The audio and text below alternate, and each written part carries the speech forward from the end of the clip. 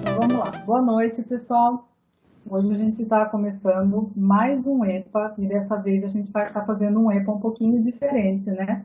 Visto que as nossas aulas estão acontecendo de forma remota e hoje a gente está fazendo o nosso nono EPA. Pelo nono ano, a ETEC abre as suas portas para eventos, né? Para que a gente possa apresentar a nossa escola, para que os alunos possam apresentar os trabalhos e também que a gente traz alguns convidados. Hoje a gente tem uma convidada bastante especial, foi nossa aluna já, né? Ele sempre recebe os ex-alunos, eles sempre voltam para conversar com a gente.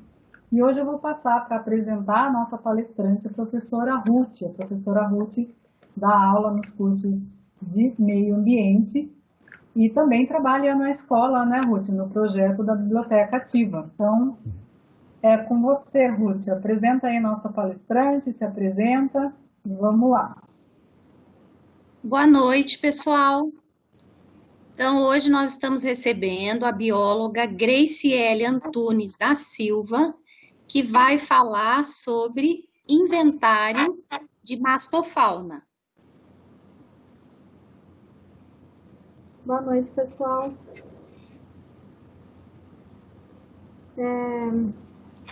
Como a professora Ruth, né, e a Kelly falaram, eu sou ex-aluna da ETEC Salles Gomes, do curso de Meio Ambiente. Eu formei na turma de 2014 e cursei bacharel em Ciências Biológicas e atualmente eu estou cursando licenciatura em Biologia. Eu vou estar falando um pouquinho para vocês sobre o inventário de mastofauna, tá? Para quem não conhece esse termo, inventário de mastofauna, o inventário de mastofauna nada mais é do que catalogar espécies, né, de fauna, de animais. E para que a gente comece a entender, né, para que serve e quando ela é usada, então eu vou começar a explicar para vocês um pouquinho sobre o licenciamento ambiental. Basicamente, são em duas ocasiões que são solicitados o inventário de fauna. A primeira ocasião seria um licenciamento ambiental. Então, geralmente, uma empresa ou uma pessoa física compra um determinado terreno e esse terreno ele contém um fragmento florestal e ele tem interesse de construir, né, ou uma fábrica, um condomínio naquele local. Então, os órgãos ambientais solicitam um levantamento das espécies existentes ali, tanto de fauna quanto de flora, e esse levantamento ele vai ser utilizado para ver se é necessário ou não fazer um manejo de áreas naturais, manejo de fauna, ou se ele vai causar grandes impactos, né, para esses animais. Então, é feito esse estudo. Outra situação seria o inventariamento de espécies no caso de estudantes ou pesquisadores, que foi o meu caso. Tá? Então, por algum motivo, esse pesquisador ele se interessa pela área da conservação, ele escolhe um fragmento florestal e ele decide inventariar, catalogar as espécies que existem naquele local. Passa para o próximo. Basicamente, são 5 grupos faunísticos que são mais solicitados, porém não são só eles, tá? Então, vou falar dos principais. Então, primeiro seria a anurofauna, seria sapo, rãs e pererecas. Avifauna seriam as aves. Mastofauna, que seriam os mamíferos terrestres ou não. Herpetofauna, que são os répteis. E a ictiofauna, que são os peixes. Vale ressaltar que para o levantamento de qualquer um desses grupos, eles demandam de técnicas exclusivas, tá? Então, se você vai fazer um inventário de anurofauna, você vai precisar de técnicas exclusivas para anuros, tá? Então, cada grupo faunístico precisa de uma técnica diferente.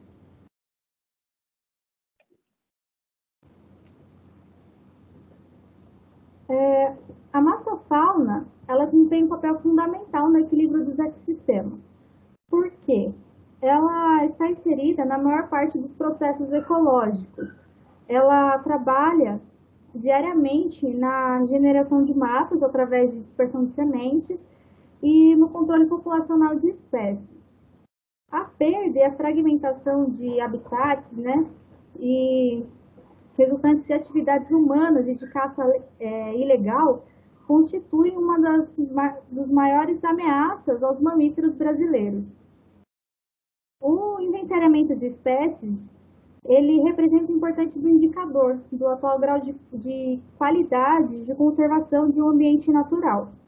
Os dados gerados por esse inventário compõem uma das ferramentas mais importantes na tomada de decisão a respeito do planejamento de ações de conservação, de preservação e de educação ambiental.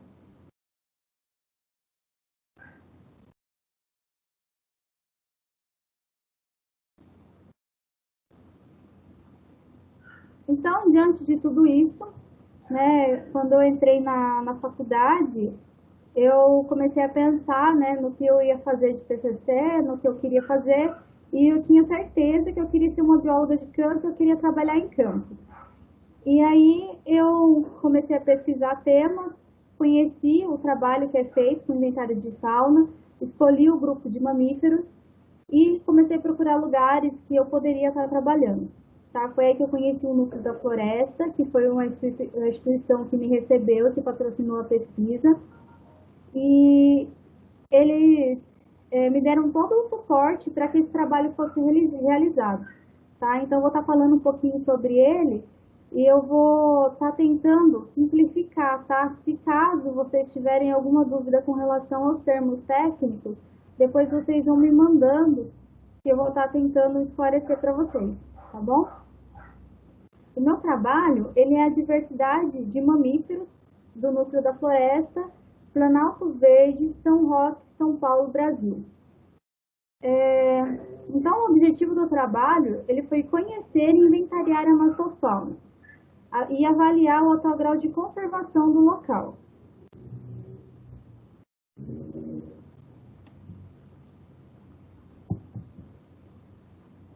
Para que esse trabalho fosse possível, então foi necessário alguns instrumentos, né? Um caderno de campo, caneta para anotação, câmera fotográfica, câmera trap, GPS, notebook, iscas atrativas, que no caso foram utilizados frutas, legumes, carne, sangue e essências artificiais, areia fina, arame, alicate, facão, perneira, lanterna e trena. Eu vou estar passando aqui nesse slide um fluxograma, tá, de qual foi o processo para a realização desse trabalho, e nos próximos slides eu vou estar me aprofundando e explicando um pouquinho como que funciona cada etapa que foi citada. Tá? Então, primeiro foi feito um reconhecimento da área, foi implantado armadilhas de pegada, foi realizado busca ativas em transectos livres e manutenção das armadilhas de pegada, foi feita uma avaliação dos pontos com maior incidência de fauna silvestre, implantação de armadilhas fotográficas, câmera trap, identificação das espécies e planilhamento, foi feita uma curva de acumulação e o trabalho foi finalizado.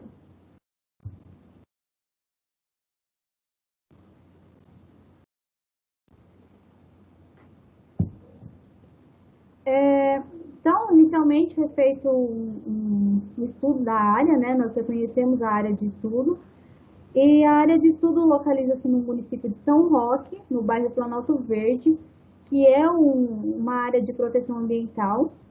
Tá? O núcleo da floresta é essa marquinha amarela no mapa, tá? Esse quadradinho amarelo.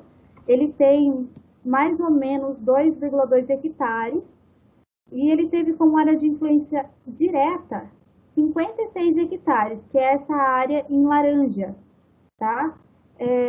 Toda a área de... E teve a área de influência indireta, que é essa área que está em verde, tá? No mapa. Toda a área de influência direta, ela foi delimitada de acordo com os pontos de armadilhas fotográficas e as trilhas.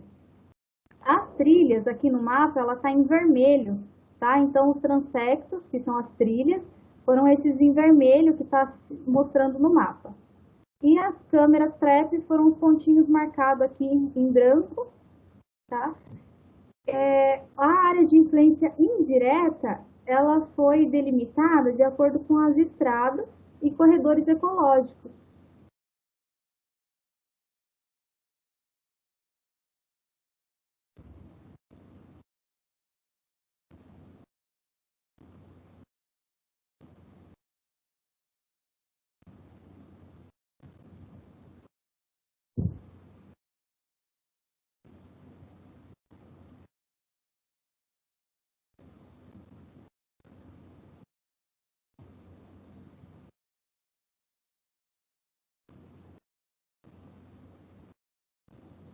Ruth, Ruth, você saiu da apresentação.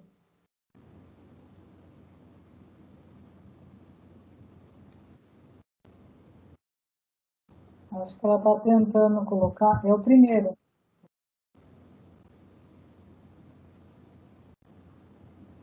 Para cima.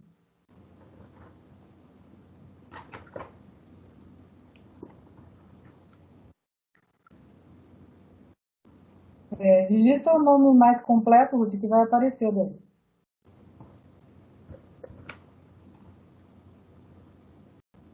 Digita o nome completo que aparece. Aí, ó. Tá muito instável. Ó, o primeiro aqui, ó. Tá ligando para ele já. Ele escreve Rodrigo. Então, já que você vai pôr. Mas acho que não precisa, viu, Ruth? Porque daí parou a apresentação dela.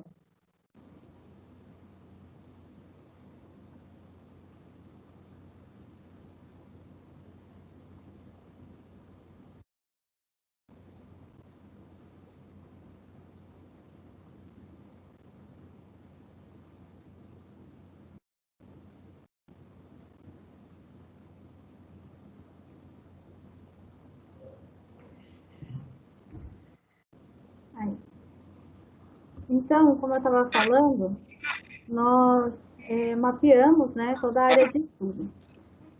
Então, em amarelo, nesse mapa, a gente tem a área do núcleo da floresta, que foi o local onde tinha a casa, a sede onde foi realizado. Em laranja, foi a área de influência direta, então a área que a gente mais teve contato. A área de influência indireta está em verde. Aí em azul ficou, né, o corpo d'água. Os pontinhos aqui em torno da casa do núcleo da floresta, são os pontos de armadilhas fotográficas. E em vermelho, eu mapeei aqui as trilhas que foram realizadas. Pode passar.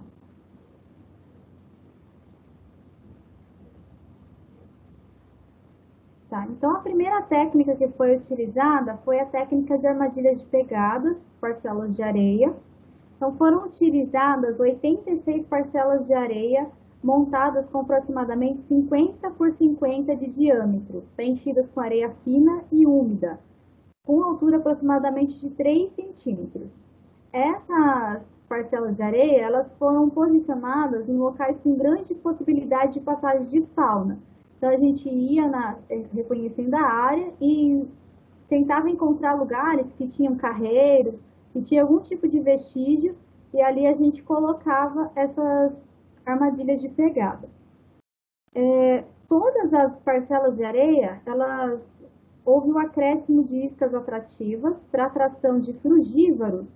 Foram utilizados mamão, banana, abacate, abóbora, batata doce, manga, amendoim e paçoca. Já para os carnívoros, foram utilizados pedaços de carne bovina, peixes, frango e essências artificiais. Então, essas iscas, elas atraíam os animais para essas armadilhas, os animais se alimentavam dessas iscas e acabavam deixando suas pegadas ali. Através das pegadas, né, nós conseguíamos depois estar identificando quais animais passavam por ali. Então, as parcelas, elas eram visitadas aos finais de semana, juntamente com as buscativas, que são as trilhas.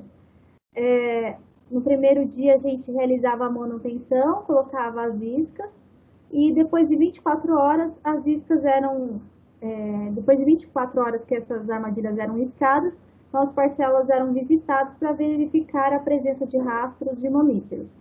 Então, os registros encontrados, eles foram fotografados, identificados e anotados em cadernos de campo. Aí esse material ele foi utilizado para posterior identificação frente à literatura, que são os guias de campo, guias de pegada, que minimizam assim a margem de erro com a correta identificação das espécies. Quando determinada parcela de areia apresentava grande tráfego de fauna, então quando a gente percebia que sempre que a gente montava as parcelas, a gente conseguia registros de passagem de fauna, então nós transformamos esses pontos em pontos fixos de observação e foram instalados armadilhas fotográficas.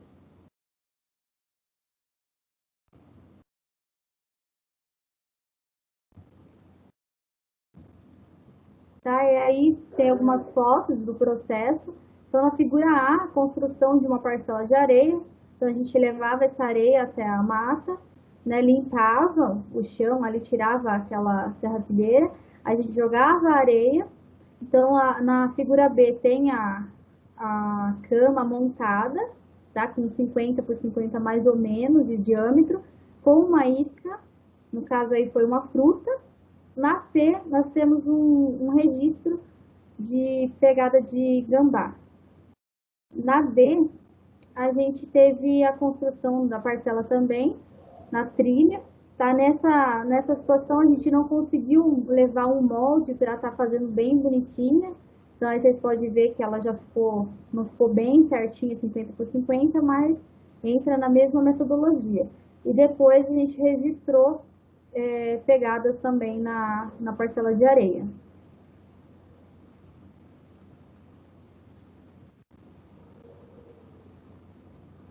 As buscativas, que são as trilhas, elas foram realizadas aos finais de semana, totalizando 162 dias durante os 25 meses de trabalho. Tá?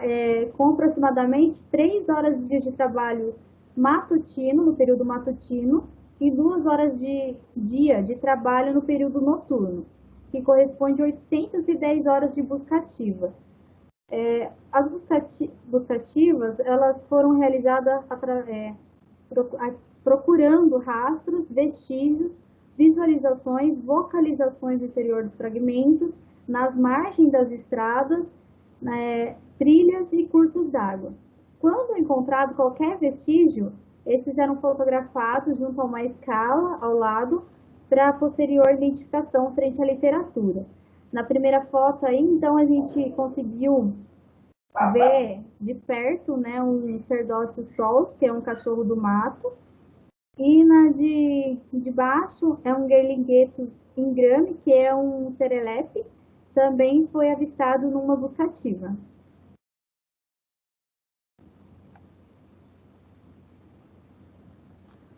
Então, aí, na figura A, nós temos uma pegada de mão pelada. Na figura... Mão pelada, não. Acho que é um cachorro. Na figura B, nós temos uma toca que foi encontrada durante as buscativas. E aí, essa toca, a gente conseguiu diversos registros nessa toca, então a gente acabou colocando depois uma armadilha fotográfica, tá? Na figura C, nós temos um tapeti, que é um coelho brasileiro. Na figura D, nós encontramos ranhuras de patis. Na figura E, foram fezes. E na figura F, os patis.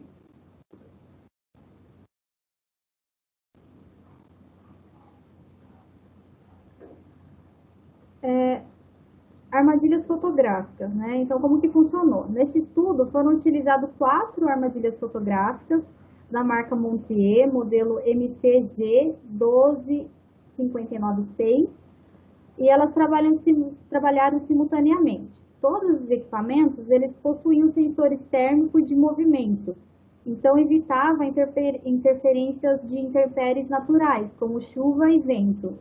Apenas a passagem de um ou mais animais frente ao dispositivo provocava o funcionamento do equipamento. Então, os 8 pontos onde foram instaladas as armadilhas fotográficas haviam sido previamente estudados, né, através de avaliação de parcelas de areia ou de vestígios significantes. Os equipamentos eles foram fixados em troncos de árvore ou estacas de madeira e com uma altura aproximadamente de 30 centímetros do solo. Para atração e a possibilidade de registros de animais carnívoros e onívoros, foram utilizadas iscas atrativas, como pedaços de carne bovina, peixe, frango e essências artificiais. Já para a atração de frugívoros, foram utilizados como iscas atrativas mamão, banana, abacate, abóbora, batata doce, manga, amendoim, paçoca e essências artificiais.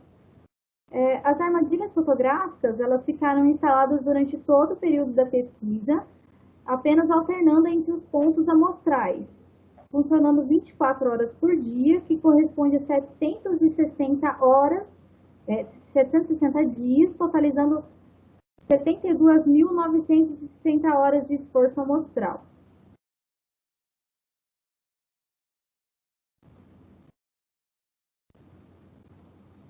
Então, aí na figura A, a gente tinha instalado uma armadilha de câmera trap e estava demarcando por GPS para depois colocar no mapa. Na figura B, então, aí tem uma câmera instalada, meio camufladinha aí no tronco da árvore, com uma isca de abacate. Na figura C, a gente tem um gato do mato pequeno. Na figura D, foi a instalação de outra armadilha fotográfica em uma toca. Na figura E, a armadilha fotográfica também. E na figura F, a gente tem uma arara.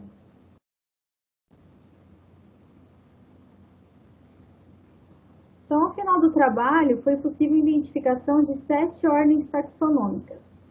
Então, foram 13 famílias e 27 espécies de mamíferos. Dentre elas, o gato do mato pequeno, o gato mourisco e a onça parda apresentavam vulnerabilidade em seu status de conservação. E o ouriço cacheiro, que está em risco de extinção, de acordo com o ICMBio de 2018. A ordem mais representativa foi a carnívora, com 4 famílias, que foi a Felidae, Canidae, Mustelidae e Procinidae. 10 gêneros e 11 espécies. Aí no gráfico, então a gente tem, né, as ordens taxonômicas e a quantidade de espécies que foram identificadas por ordem taxonômica, tá? Então a carnívora, ela foi que se sobressaiu aí.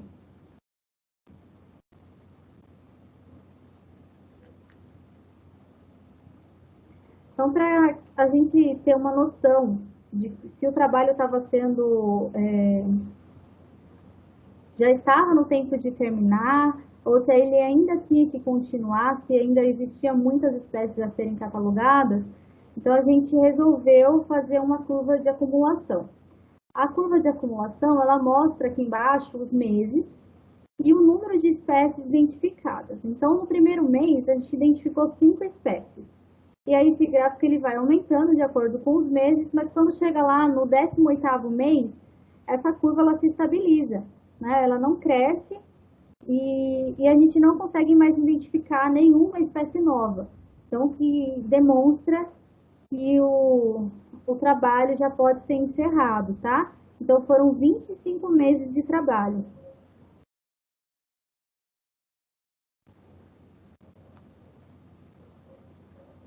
Então, depois de levantar todos esses dados, nós fizemos uma tabela contendo aí os táxons, que seriam a ordem, a família e a espécie dos animais, o nome popular, o nome científico, o tipo de registro, o status de conservação, e os status de conservação eles foram baseados na classificação do livro vermelho do ICMBio, do Instituto Chico Mendes.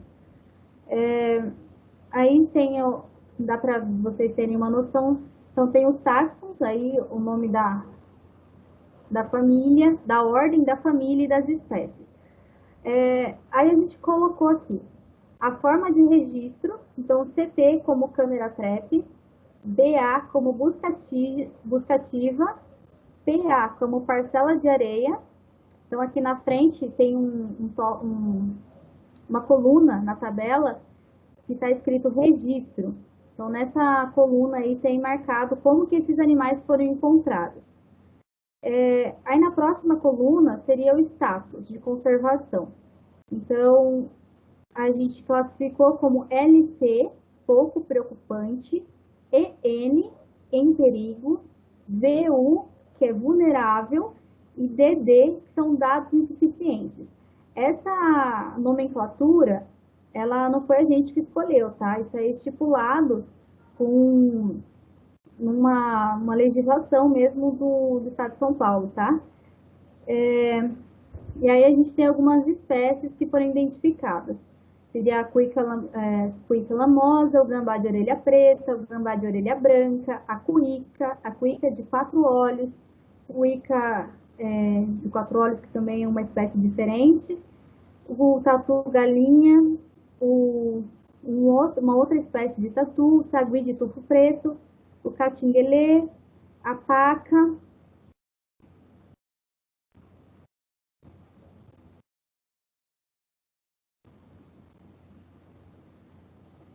Aí nessa outra parte a gente tem o ouriço cacheiro, a cutia, a capivara, o tapeti, a jaguatirica, o gato do mato pequeno, o gato mourisco, a onça parda, o gato doméstico, o cachorro do mato, o cachorro doméstico, a irara, o furão pequeno, o coati, a mão pelada e o veado catingueiro.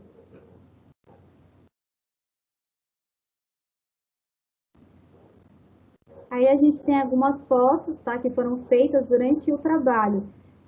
Algumas de câmera trap, outras foram durante as buscativas. Então a gente tem uma catita ou cuíca na primeira imagem, um cachorro do mato na segunda imagem, uma jaguatirica, uma paca, um gato mourisco. Essa do gato mourisco foi bastante interessante, que durante os 2 anos de trabalho, a gente nunca mais conseguiu encontrar esse animal. A gente, por um acaso, estava fazendo uma trilha, né, numa das estradas que circunvizinhava ali na vizinhança do núcleo, e a gente acabou avistando, foi muito rápido, a gente conseguiu fazer esse registro, mas a gente nunca mais viu esse animal em 2 anos. Tá? Então foi um registro assim, super legal. Teve o tatu-galinha, o gambá de orelha branca, o veado catingueiro e o ouriço cacheiro.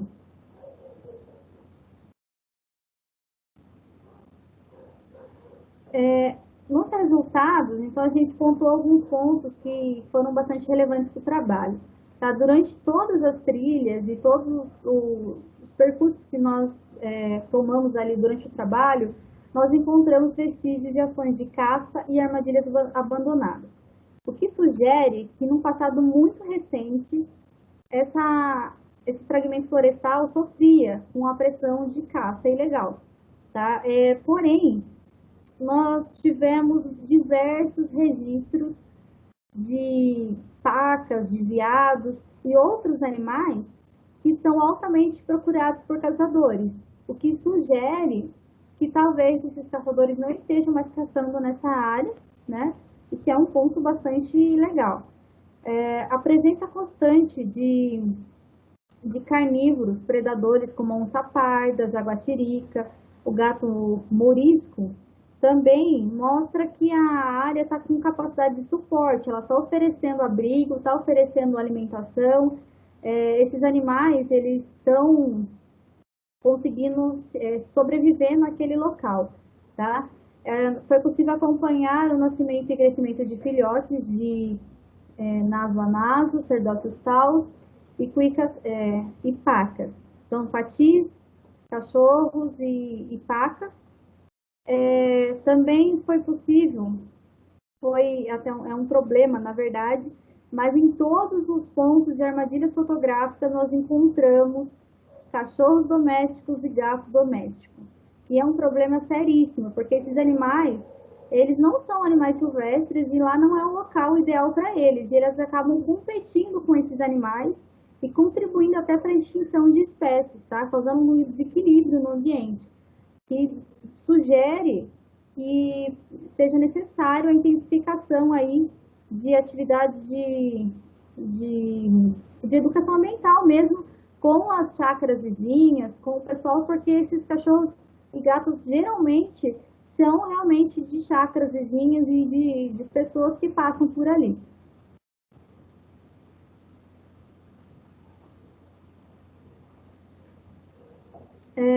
Foi possível concluir que, embora a área esteja em processo de regeneração, sofrendo com os impactos antrópicos, com a crescente urbanização, com o desmatamento, com a caça ilegal, ele ainda, né, oferece uma capacidade de suporte para essas espécies sobreviverem, desempenharem seu papel no ecossistema, mas, né, para que elas continuem exercendo seu papel e existindo nessa área, torna-se essencial trabalhar com questões de educação ambiental, projetos de preservação, de conservação, intensificação de fiscalização, porque é um problema muito grande, a gente não tem fiscalização nessas áreas, né? E então isso é uma necessidade. E aí eu coloquei ações preventivas, que foi uma coisa bem interessante, assim, porque quando a gente começou o trabalho, a gente não tinha noção do que a gente ia encontrar e que resultados esse trabalho traria, né? Então a gente começou a fazer essas catalogações, eu trabalhando com mamíferos e outras pessoas trabalhando com répteis, com anfíbios, com pássaros, e aí com esses registros nós conseguimos a autorização dos órgãos ambientais para que o núcleo da floresta se tornasse um centro de reabilitação de animais silvestres, tá? Então, hoje, o núcleo da floresta, além de ser um instituto de pesquisa, ele recebe animais de todo, né, o estado aí, vítimas de maus tratos, de tráfico, de comércio ilegal. E aí, esses animais, eles são encaminhados para um núcleo, eles passam por uma triagem, por um tratamento, atendimento veterinário, os biólogos vão estar trabalhando com o animal, reabilitando o animal para ele voltar para a natureza, e aí essa área ela foi autorizada para estar recebendo esses animais. Então hoje o número de espécies lá aumentou assim, surpreendentemente, a mata já está assim, é nítido que ela se regenerou muito nesse pouco tempo, e que está tendo uma conscientização maior entre os vizinhos, as pessoas da cidade, né, os bombeiros, a polícia. Então, diariamente, assim, chega dezenas de animais apreendidos para passar pelo tratamento e serem soltos novamente. Aí, nessa foto, a gente até tem uma imagem que está os bombeiros de Mairim, que a gente começou a dar alguns cursos lá. Então, o Rafael Mana, que é o dono do núcleo da floresta, que é o biólogo responsável, ele começou a dar cursos no núcleo, e aí foi uma capacitação de manejo de répteis para os bombeiros de Mairinque. Então, os bombeiros foram todos lá, sem custo nenhum, para aprender a lidar com esses animais, para poder resgatar eles em segurança e estar trazendo para a reabilitação e serem soltos novamente na natureza. Então, foi um resultado muito legal que a gente conseguiu. Quem tiver interesse depois pode estar procurando aí nas redes sociais, Núcleo da Floresta. Eles postam vídeos todos os dias dos trabalhos que são feitos lá. E, o negócio está muito legal mesmo, assim. É bonito de ver.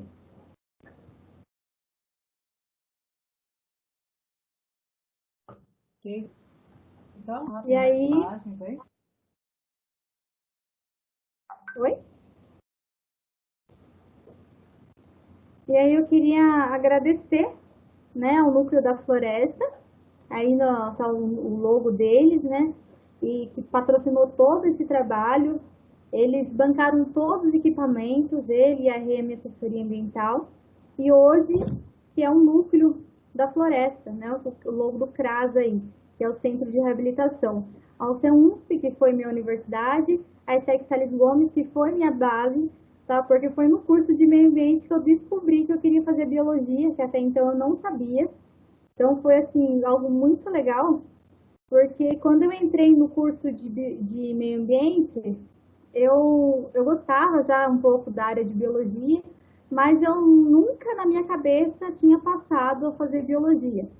E aí, durante as aulas, eu sempre gostava mais daquelas que tinham a ver com a área ambiental, né, a área de campo, área de pesquisa e licenciamento ambiental. E eu comecei a gostar muito dessa área e foi aí que eu decidi descobrir que eu queria ser bióloga.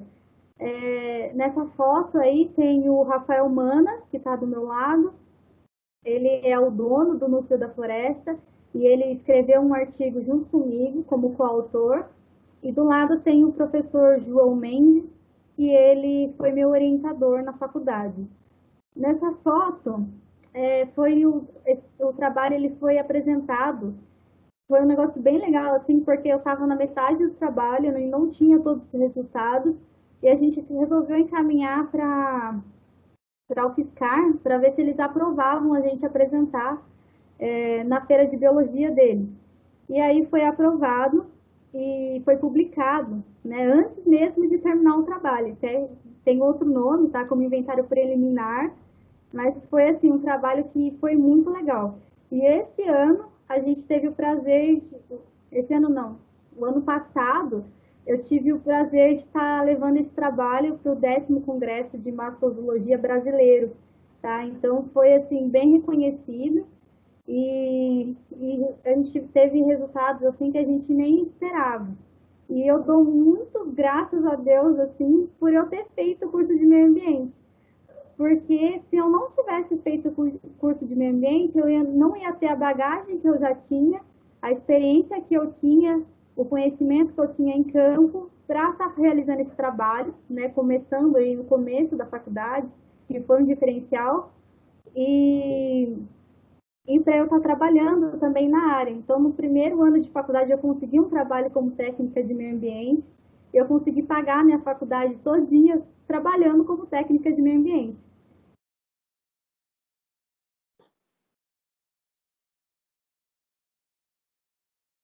E aí, meu agradecimento também, então, para a turma de 2014, né, de técnica de meio ambiente, tem algumas fotos aí que foram momentos especiais, né, durante o curso. A viagem para o Petar, da nossa formatura, viagens para estação de tratamento, em apresentação lá no Barão com a professora Ruth, nos laboratórios.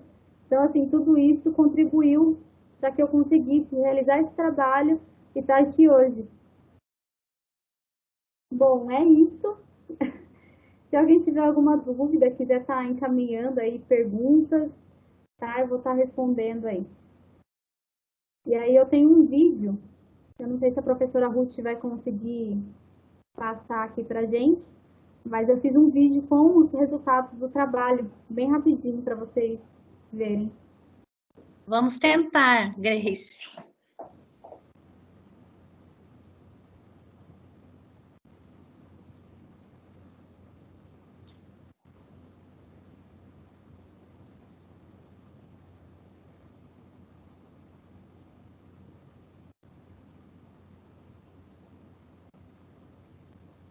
Foi? Foi, só tá sem som. Peraí.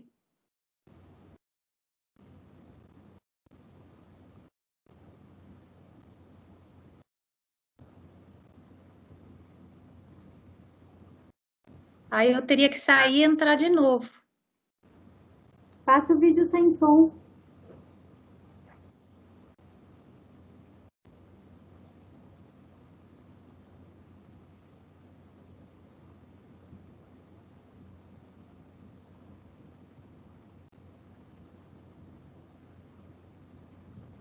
Bom, então, enquanto a Ruth vai tentando aí, pessoal, quero dizer para vocês que hoje é a abertura oficial do nosso site, né, do EPA, lá no Facebook. Então, vocês vão poder ver a live que a nossa diretora, a professora Beatriz, já fez, né, nesse momento que a gente está aqui na live. Então, eu vou pedir para que vocês depois acessem o site da EPA.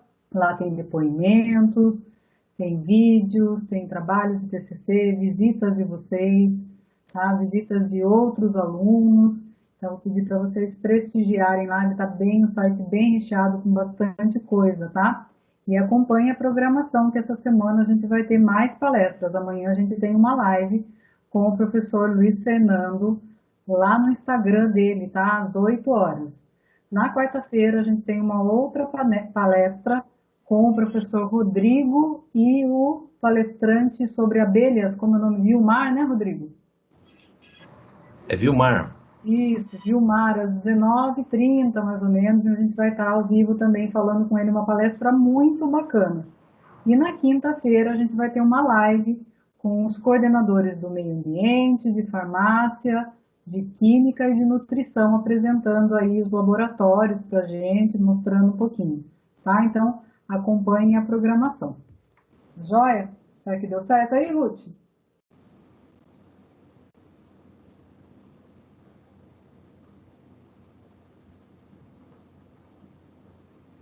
Não?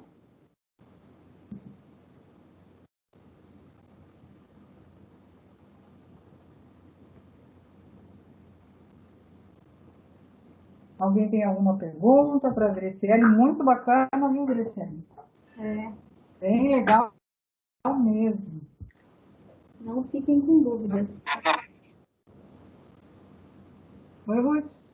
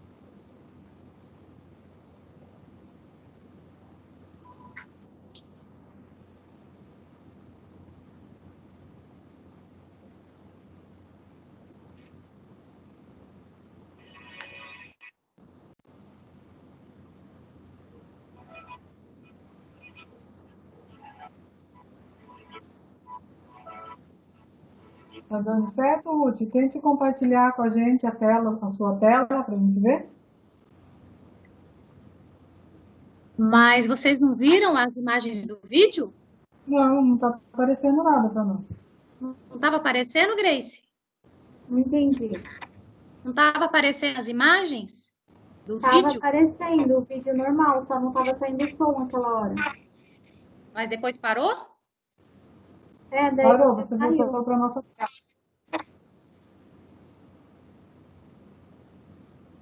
Vocês querem ver o vídeo de novo? Não apareceu para nós. Espera aí, eu vou sair e entro de novo.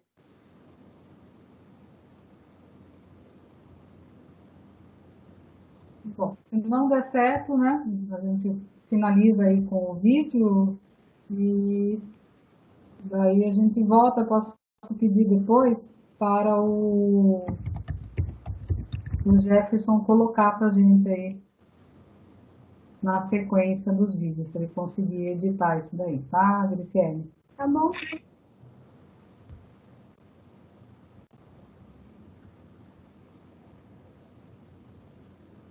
Ruth, você precisa compartilhar a sua tela conosco.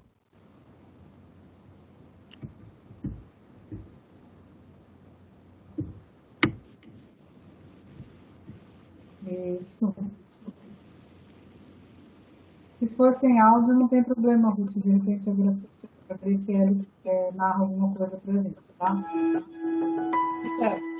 Oi.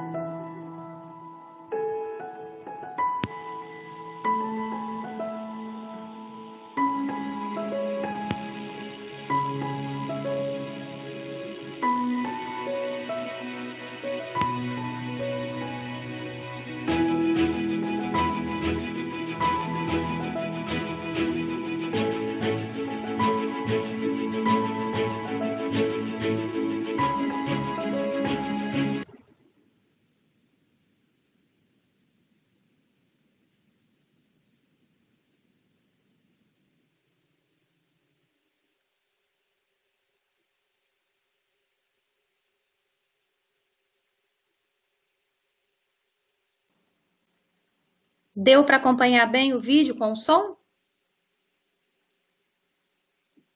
Deu sim, Sim. deu certo. Ah, que ótimo. Então, agora nós vamos abrir para perguntas. Quem gostaria de fazer perguntas para a Graciele? Vitor, Nayara, Suzy. Querem escrever no chat? Thalita. Rodrigo, Selma, gostariam de perguntar?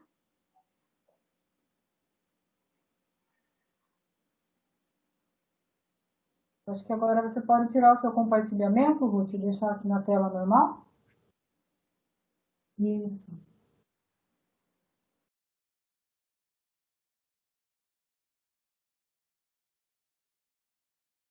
Está sem áudio, Graciele, você fechou o seu microfone. Depois, se vocês quiserem estar enviando perguntas por e-mail, alguma coisa assim, também pode. Vou estar encaminhando para vocês. Se vocês quiserem os vídeos, os slides também, pode estar compartilhando com eles, tá? O professor Rodrigo falou que ficou ótimo e ele deixa a pergunta para os alunos. O Rodrigo conseguiu entrar agora. Graciele, eu gostaria de saber qual foi o ponto mais difícil da sua pesquisa, a principal dificuldade que você encontrou. Então, inicialmente a maior dificuldade que eu tive foi de encontrar, né, alguém que apoiasse e que patrocinasse a pesquisa. Mas depois que eu encontrei o Núcleo da Floresta e o Rafael Moana, que bancaram tudo, né? Foi assim, até mais do que eu esperava. Então isso me ajudou muito, porque desenvolver um trabalho de pesquisa de campo em outra cidade, né, demanda de bastante gasto, e eu não tinha condições para isso. Mas com relação ao trabalho, eu acho que um dos pontos assim que a gente tinha mais dificuldade era quando tinha que montar as armadilhas de pegada. Porque isso é uma regra entre os pesquisadores de utilizar essa técnica juntamente com a armadilha fotográfica e as buscativas. Então, geralmente, eles realizam essas três técnicas, né? E como a gente queria ter certeza dos pontos que tinham passagem de fauna para transformar em pontos fixos de armadilhas fotográficas, então a gente precisava fazer as camas de pegada. Só que para fazer essas camas de pegada, a gente tinha que andar com um saco de areia na costa, com um molde de madeira, com isca, com um pedaço de carne, sardinha, fruta na bolsa, e às vezes fazia trilhas longe para a gente conseguir montar. Então, imagine, foram 86 armadilhas de pegada. Então, assim, essa técnica deu muito trabalho. Foi uma das coisas assim, mais difíceis de fazer. E você encontrou algum réptil? Sim, durante o trabalho a gente sempre encontrava répteis. A gente até tem algumas fotos. Se vocês entrarem depois lá na página do Núcleo, no Facebook ou no Instagram, vocês vão ver que eles sempre postam as fotos dos animais que aparecem. Durante o trabalho a gente encontrava direto nas trilhas. Já encontramos jiboia, já encontrou cascavel, já encontrou jararaca. Então, assim, a gente andava com perneira, com gancho, tudo certinho, para não correr nenhum risco. Mas a gente sempre encontrava alguma coisa. Então, é importante a utilização dos EPIs para evitar acidentes, né? Sim, é de ser importante a utilização dos EPIs, porque principalmente nas trilhas noturnas, né, esses animais eles estão na ativa, né, eles estão caçando, estão em movimento ali na mata e às vezes a gente acaba não vendo, né? Então por isso tem que andar com os equipamentos certinho para que não tenha nenhum tipo de problema. Embora as pessoas eu nunca andava sozinha nas trilhas, né? E eu sempre estava acompanhada e as pessoas que estavam comigo já tinham um conhecimento da área, né? O Rafael Mano, ele é especialista em répteis, então ele manjava muito disso. Mas assim, andar sozinho na mata, sem equipamento de segurança, não rola. Existe um risco grande de acidente, né? Sim. Mais alguma pergunta, pessoal? Então, para finalizar, eu gostaria que você deixasse uma mensagem para os alunos do curso de Meio Ambiente. Bom, eu queria dizer assim que vocês aproveitem muito esse curso, porque ele só tem a agregar. Por mais que você não siga a área ambiental, que foi o caso de vários amigos meus também do curso, que decidiram seguir outras áreas, mas esse curso agregou de alguma forma na vida deles, tá? Porque a gente acaba conhecendo pessoas novas, acaba fazendo amizade, vivendo momentos que a gente às vezes nem imaginaria estar vivendo. Até a professora Ruth outro dia pediu um vídeo para colocar acho que no blog dela, e aí eu gravei, né, e eu contei um pouquinho que eu me reconheci e eu descobri que eu queria fazer biologia numa das viagens técnicas da ETEC Salles Gomes, né? Então, assim, isso tudo foi importante para a minha formação, para quem eu sou hoje. Então, aproveitem muito, vocês têm professores maravilhosos, a escola tem uma estrutura muito legal, embora às vezes a gente reclame, né, de laboratório, reclama de estar fazendo aula de campo, de estar no sol. Eu lembro que o Luiz Fernando colocava bastante pressão na gente de fazer aula, né, debaixo de sol, de campo, mas isso tudo, meu, é sensacional. A experiência que vocês estão tendo aí, ninguém tem em outro lugar. E eu conheço outros lugares, né, que tem cursos parecidos de meio ambiente e que não tem toda a estrutura e toda a qualidade de ensino que a ETEC Salles Gomes tem, né, e oferece para os alunos. Então é isso. Espero que vocês aproveitem muito aí e levem isso para a vida de vocês. Então, nós gostaríamos de agradecer sua presença, por ter vindo apresentar seu brilhante trabalho para os nossos alunos do curso de Meio Ambiente. Muito obrigada. Isso aí. Passo a palavra para a coordenadora Kelly. Também quero agradecer, Graciele, parabéns mesmo pelo seu trabalho. A gente fica muito feliz e muito orgulhosa, né? Todos nós. E você tem estudado aqui conosco e tem feito diferença realmente na sua vida acadêmica. A gente sabe o quanto é importante, qual a diferença que faz mesmo, né, do aluno que fez um curso técnico e depois vai para a faculdade, né? Vocês chegam lá com bastante base, com bastante bagagem aqui que a gente consegue oferecer para vocês. Então, para a gente é um orgulho muito grande, um prazer muito grande receber você aqui. E a gente está sabendo que você vai ficar um pouquinho mais com a gente também, né? Então, seja muito bem-vinda, né, ao seu retorno para a ETEC Salles Gomes. E obrigada mesmo pela sua presença aqui, tá? Queria agradecer também todo mundo que esteve presente aqui com a gente.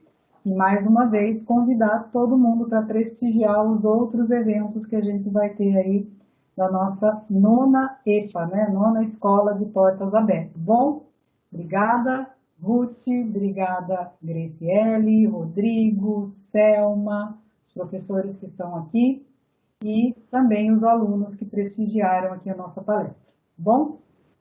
Tchau, tchau, pessoal. Até mais. Tchau. Tchau, Boa noite, obrigado. pessoal. Boa noite. Boa noite.